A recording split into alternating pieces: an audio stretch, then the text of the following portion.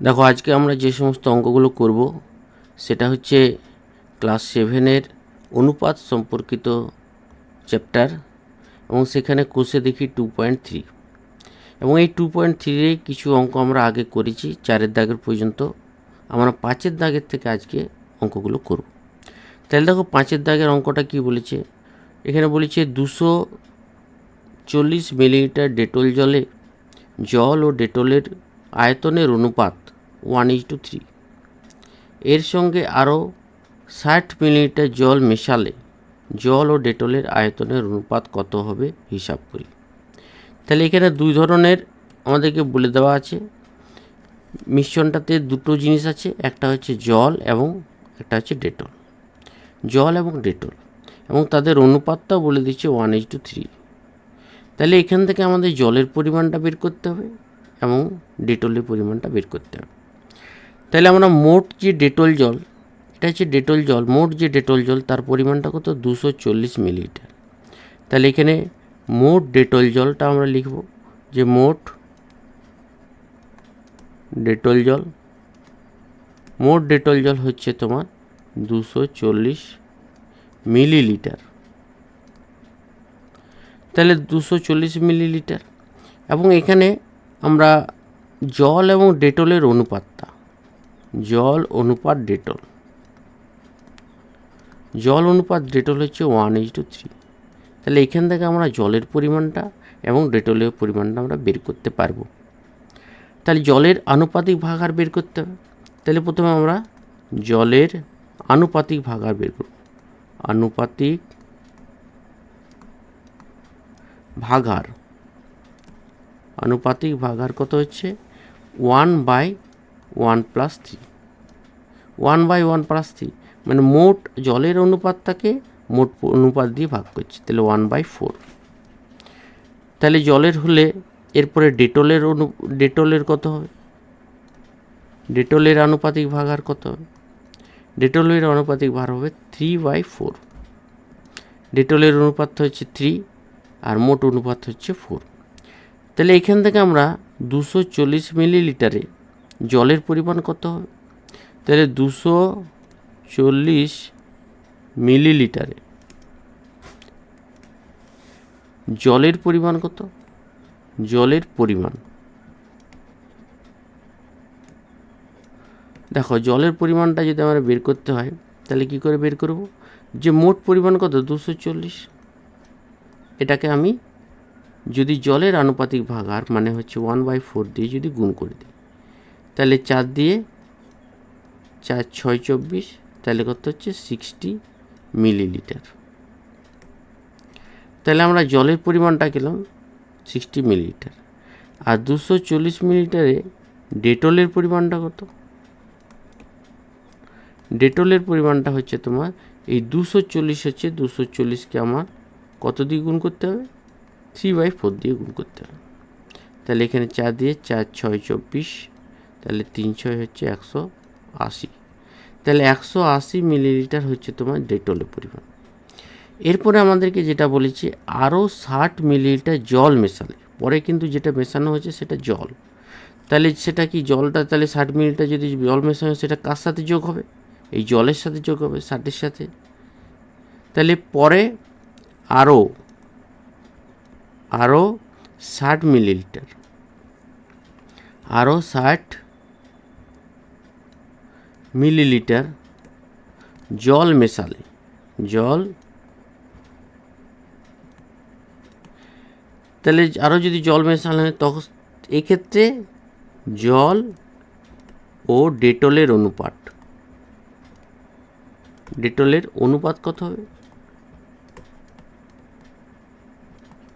তখন জল ও ডেটলের অনুপাতটা কি হবে, তাহলে 60-এর সাথে আগে তো জল ছিল 60 মিলিলিটার, তার সাথে আবার 60 যোগ হবে। অনুপাত এখানে কিন্তু ডেটল তো আর যোগ করা হয়নি, ডেটল কিন্তু 180 থাকবে, 180 ছিল 180 থাকবে, কিন্তু এই জলের পরিমাণটা আগে 60 ছিল আবার 60 হয়েছে, তাহলে কত হচ্ছে 120 হলো, 120 অনুপাত কিন্তু 180। তাহলে আমি একটা শূন্য প্রথমে ক্যান্সেল যদি করি তাহলে 12 অনুপাত 18, এটাকে তুমি যদি 6 দিয়ে ভাগ করো তাহলে 6 দুগুণে 12 আর 3 6 18, তাহলে 2:3। তাহলে পরে কিন্তু জল ও ডেটলের অনুপাতটা হয়ে যাচ্ছে 2:3। প্রথমে জল আছে, তারপরে ডেটল আছে। তাহলে আশা করি বোঝা গেছে। এরপর আমরা পরের অঙ্কটাতে যাব। দেখো পরের অঙ্কটা কি বলেছে, 6 দাগেরটা, এক ব্যক্তির মাসিক আয় 24,750 টাকা। এটা হচ্ছে মোট আয়। তিনি 750 টাকা বাড়ি ভাড়া দেন, 750 টাকা বাড়ি ভাড়া দেন, এবং বাকি টাকা যেটা বাকি থাকবে, বাকি টাকা সেটা 3:1 অনুপাতে সংসার খরচ এবং ছেলেমেয়ের শিক্ষার জন্য খরচ করেন। তাহলে বাকি টাকাটা সংসার খরচ এবং ছেলেমেয়ের শিক্ষার জন্য খরচ করেন। তিনি কত টাকা সংসার খরচ করেন? তাহলে আমাদেরকে এখানে সংসার খরচ কতটুকু করছে সেটা আমাদেরকে বের করতে বলেছে। তাহলে কত টাকা সংসার খরচ করেন সেটা আমাদেরকে বের করতে হলে, তাহলে সে কিন্তু এই যে বাড়ি ভাড়াটা বাদ দিচ্ছে মোট আয় থেকে। তাহলে আমাদেরকে প্রথমে যেটা করতে হবে যে মোট আয়, সেটার থেকে আমি যদি বাড়ি ভাড়াটা বাদ দিয়ে দিই, বাকি যে টাকাটা আছে সেই টাকাটা কিন্তু সংসার খরচ এবং ছেলে মেয়ের শিক্ষার জন্য খরচ করেন। তাহলে কতটুকু সংসার খরচ এবং শিক্ষার জন্য খরচ করেন? আমি যদি এখানে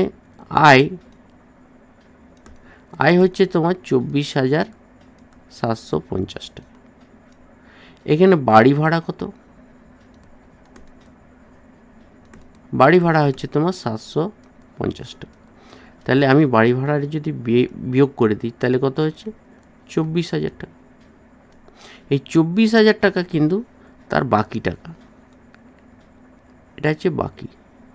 এবং এই বাকি টাকাটা সে কিন্তু দুটো ভাগে ভাগ করছে, একটা হচ্ছে সংসার খরচ এবং হচ্ছে ছেলে মেয়ের শিক্ষা। তাহলে সংসার খরচটা যদি আমি বের করতে হয়, তাহলে দেখো আমি যদি সংসার খরচটা আমরা যদি একবারেই বার করি আর আলাদা করে আনুপাতিক ভাগারটা না লিখি, তাহলে কিভাবে লিখব? তাহলে এখানে সংসার খরচটা, সংসার খরচ অনুপাত ছেলে মেয়ের শিক্ষা, ছেলে মেয়ের শিক্ষা।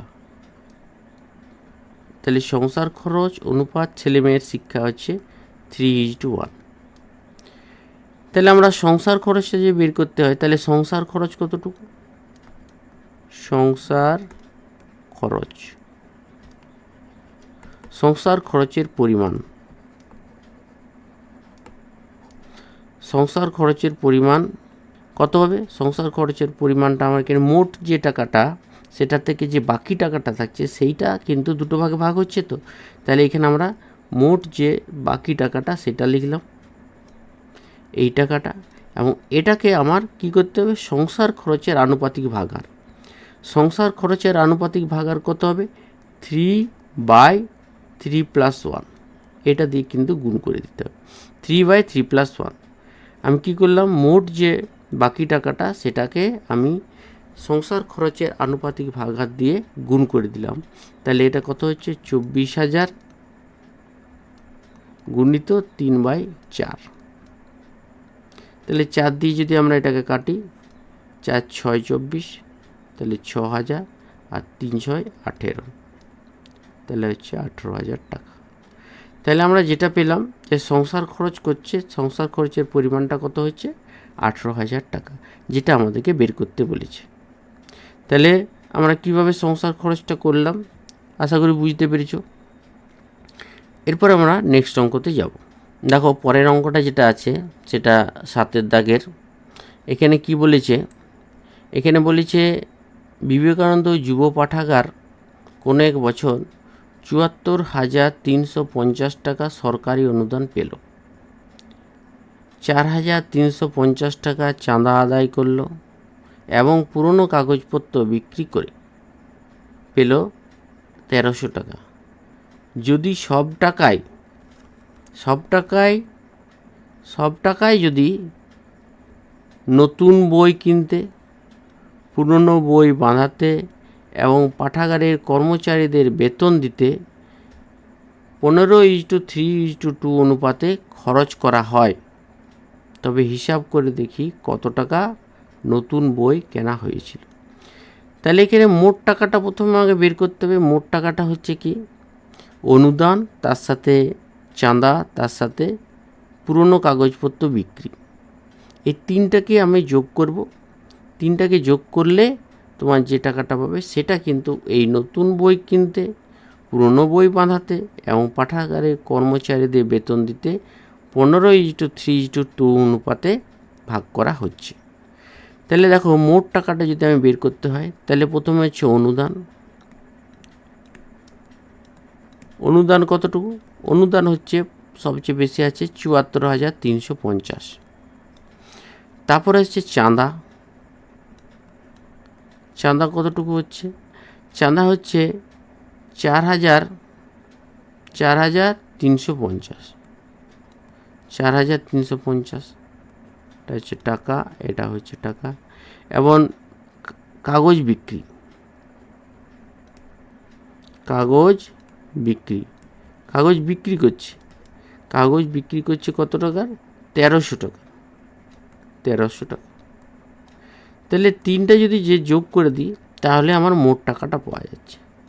তাহলে মোট এই যে টাকাটা, এই মোট টাকাটা কিন্তু আমরা কত পাবো? তাহলে 0, 5 5 0, 10 0, 9 1 10 0, হাতে 1, এটা হচ্ছে 4 4 8 9 1 10 0, তাহলে 80,000 টাকা হচ্ছে মোট টাকা। তাহলে এই মোট টাকাটা আমরা এই নতুন বই কিনতে, পুরনো বই বাঁধাতে এবং কর্মচারীদের বেতন দিতে কাজে লাগছে। তাহলে যেহেতু আমাদের নতুন বই কিনতে এটা আমাদেরকে বের করতে বলেছে, শুধু নতুন বই কিনতে, আমরা আলাদাগুলো আর বের করব না। তাহলে এখানে আমরা শুধু অনুপাতটা লিখব। তাহলে নতুন বই কেনা, নতুন বই অনুপাত পুরানো বই বাঁধানো, পুরানো বই বাঁধানো অনুপাত কর্মচারীর বেতন, কর্মচারীর বেতন। এই তিনটার অনুপাত কত বলে দিয়েছে? 15:3:2। তাহলে আমাদেরকে শুধু নতুন বই কেনাটা বের করতে হচ্ছে, নতুন বই কেনা। তাহলে নতুন বই কেনার পরিমাণটা আমরা কি করে পাবো? এই মোট যে টাকাটা আছে, মোট টাকাটাকে আমি এই নতুন বই কেনার আনুপাতিক ভাগার দিয়ে গুণ করে দেব। তাহলে আমরা এখানে লিখব যে নতুন বই কেনার আনুপাতিক ভাগার, আমরা আনুপাতিক ভাগারটা একটু লিখে দিচ্ছি। আনুপাতিক ভাগার কত হচ্ছে? 15/15 + 3 + 2, তাহলে 15/15 20। আমরা শুধু এইটাই বের করছি, কেননা আরগুলো আমার দরকার হবে না। নতুন বই কেনাটা, তাহলে নতুন বই কেনার পরিমাণটা কত? তাহলে নতুন বই কেনার টাকা, টাকার পরিমাণ, টাকার পরিমাণ কত হবে? 80,000 টাকা হচ্ছে মোট। এই 80,000 টাকাকে আমাকে কত দিয়ে গুণ করতে হবে? এই 15/20, যেটা হচ্ছে নতুন বই কেনার আনুপাতিক ভাগার। নতুন বই কেনার আনুপাতিক ভাগার দিয়ে যদি 80,000 টাকাটাকে যদি আমি গুণ করে দিই, তাহলে আমরা নতুন কত টাকার বই কিনবে সেটা আমরা পেয়ে যাব। তাহলে এখানে 20 দিয়ে আমি যদি এটা ভাগ করি, একটা 0 করতে হবে, 2 দিয়ে কাটলে কত করে? 4, তাহলে কত হচ্ছে? 4,000। তাহলে 4×15 কত? 60, তাহলে তোমার হচ্ছে কত? 60,000 টাকা। তাহলে আমরা দেখতে পেলাম যে নতুন বই কেনার পরিমাণটা কত হচ্ছে? 60,000 টাকা। 60,000 টাকা সে কিন্তু নতুন বই কিনবে। তাহলে আশা করি বোঝা গেছে। এরপর আমরা পরের দাগের অঙ্কতে যাব। এখানে বলেছি কি, কোনো এক ট্রেনিং সেন্টারে 1050 জন ব্যক্তি ট্রেনিং নিতে এসেছেন। তাদের তিনটি বড় হল ঘরে 11:3:2 3:1/2 অনুপাতে বসতে দেওয়া হয়েছে। প্রতি হলঘরে কতজন বসবেন হিসাব করি। তাহলে প্রত্যেকটি হলঘরে কতজন বসবে আমাকে সেটা কিন্তু বের করতে হবে। তাহলে মোট ট্রেনিং কত, মোট ট্রেনিংয়ের সংখ্যা কত যারা ট্রেনিং নিচ্ছে। তাহলে মোট সংখ্যা হচ্ছে তোমার 1050 জন। মোট কতজন ট্রেনিং নিচ্ছে, তাহলে মোট ট্রেনিং হচ্ছে এতজন ট্রেনিং নিচ্ছে 1050 জন।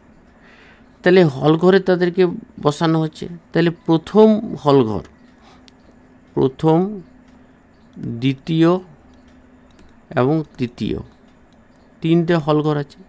এই 3টি হলঘরে তাদের কী অনুপাতে বসানো হয়েছে সেটা হচ্ছে 11:3:3:1/2।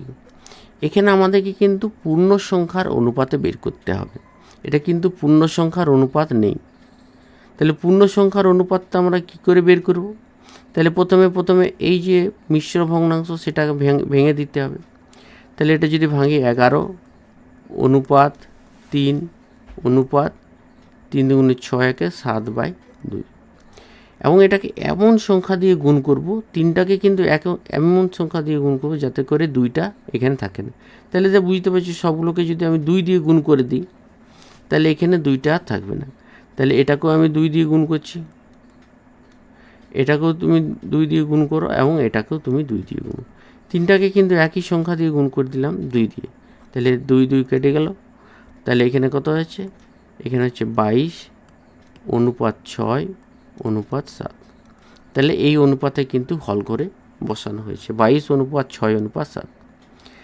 তাহলে আমরা দেখতে পাচ্ছি যে প্রথম হলঘরে তাহলে কতজন বসানো হয়েছে সেটা যদি বের করতে হয়, তাহলে প্রথম হলঘরে আমাদের কি মোট যে সংখ্যা, ট্রেনিংয়ের সংখ্যা, লোকের সংখ্যা, সেটাকে আমাকে প্রথম হলঘরে আনুপাতিক ভাগাহার দিয়ে গুণ করতে হবে। তাহলে কী করো, প্রথম হলঘরে সংখ্যা, তাহলে প্রথম হলঘরে লোক সংখ্যা, কতজন লোক বসেছে, প্রথম হলঘরে লোক সংখ্যা কত হচ্ছে, মোট যে সংখ্যা সেটা হচ্ছে 1050 এতজন, এবং এটাকে কত দিয়ে গুণ করতে হবে, এটাকে আমি প্রথম হলঘরের যে আনুপাতিক ভাগাহার সেটা দিয়ে গুণ করতে হবে। আনুপাতিক ভাগাহার কত, এটা এখানে 22 আছে, তাহলে 22 থাকবে উপরে আর নিচে থাকবে 22 + 6 + 7। তাহলে এখানে কত হচ্ছে 1050 গুণিত 22 এটা যদি যোগ করো তাহলে কত হচ্ছে 28 আর দিকে 35 35। তাহলে 22/35 এতজন। এটাকে তুমি যদি কাটাকাটি করো 35 3 মানে 30 হচ্ছে, আর 3 × 6 আর 3 × 6, তাহলে কত হচ্ছে 660 জন। তাহলে প্রথম হলঘরে তোমার থাকছে কতজন, 660 জন। এবার দ্বিতীয় হলঘরে লোক সংখ্যা কত, দ্বিতীয় হলঘরে লোক সংখ্যা যদি বের করতে হয় তাহলে 1050কে তোমার এখানে কত, দ্বিতীয় হলঘরে আনুপাতিক ভাগাহার কত হবে 6/35, 6/35 হবে। দ্বিতীয় হলঘরে অনুপাতটা হচ্ছে 6, তাহলে 35 দিয়ে তুমি যদি 1050কে ভাগ করো তাহলে হচ্ছে 30, তাহলে হচ্ছে 3 × 6 = 18, মানে 180 জন। এরপরে তৃতীয়টা যদি বের করতে হয়, তৃতীয় হলঘরে লোক সংখ্যা সেখানে কত হবে, সেটা যদি বের করতে হয় 1050কে 1050 গুণিত 7/35, 7/35। তাহলে এখানে 35 দিয়ে 1050কে যদি ভাগ করে তাহলে হচ্ছে 30, তাহলে এখানে কত হচ্ছে 3 × 7 = 21, 210 জন। তাহলে আমরা দেখতে পেলাম যে প্রথম হলঘরে 660 জন, দ্বিতীয় হলঘরে 180 জন এবং তৃতীয় হলঘরে 210 জনকে বসানো যাবে বা বসানো হয়েছে। তাহলে আশা করি বুঝতে পেরেছ। এরপর আমরা নেক্সট অঙ্কতে যাব।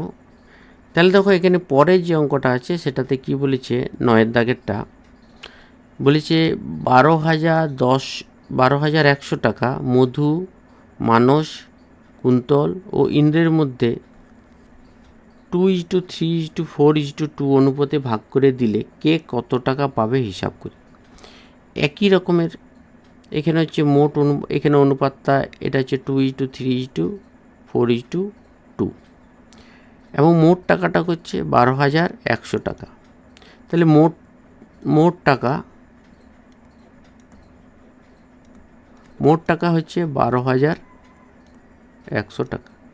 তাহলে মোট টাকা হচ্ছে 12,100 এবং এটা কার কার মধ্যে ভাগ হচ্ছে মধু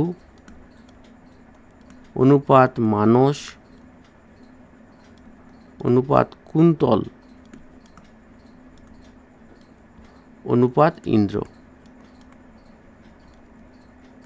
এগুলোর মধ্যে ভাগ হচ্ছে কত, 2:3:4:2 এই অনুপাতে 2:3:4:2 অনুপাতে ভাগ হচ্ছে।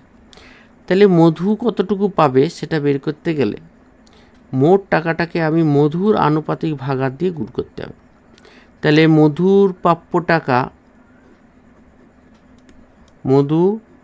টাকা পাবে,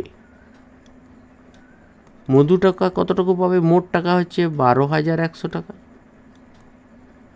সেটাকে কত দিয়ে গুণ করতে হবে, সেটাকে তোমার গুণ করতে হবে এই 2/2 + 3 + 4 + 2, মানে মধুর আনুপাতিক ভাগার দিয়ে গুণ করতে হবে।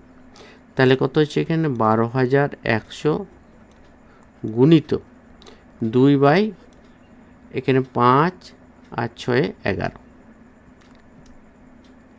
5 6 11, তাহলে এত। তাহলে এখানে 11 দিয়ে এটাকে যদি ভাগ, 11 121 হয়, তাহলে হচ্ছে কত 1100 হচ্ছে।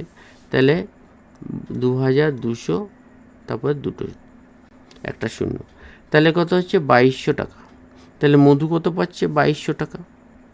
আচ্ছা, এবার মানস কতটুকু পাবে, মানস টাকা পাবে কতটুকু, মানস টাকা পাবে 12,100 গুণিত মানসের আনুপাতিক ভাগা, তাহলে কত 3/11। এখানে মানুষের অনুপাতটা কত 3 আছে, তাহলে 3/, নেবেন। তাহলে এটাও তুমি যদি গুণ করো, এটা 11, তারপর দুটো শূন্য, তাহলে এখানে 3,300 টাকা। তাহলে মানুষ কত পাচ্ছে, 3,300 টাকা পাচ্ছে। এরপর আছে কুন্তল টাকা পাবে কতটুকু, 12,100 গুণিত 4/11, তাহলে 4/11, তাহলে 4/11, তাহলে এটাকে যদি 11 করো তাহলে কত হচ্ছে 4,400 টাকা। তারপরে কাছে ইন্দ্র, তাহলে ইন্দ্র টাকা পাবে 12,100 গুণিত 2/11, দ্যাট ইজ ইকুয়াল টু কত, এখানেও এটাও যদি কাটো তাহলে 11, তাহলে কত হচ্ছে 2,200 টাকা।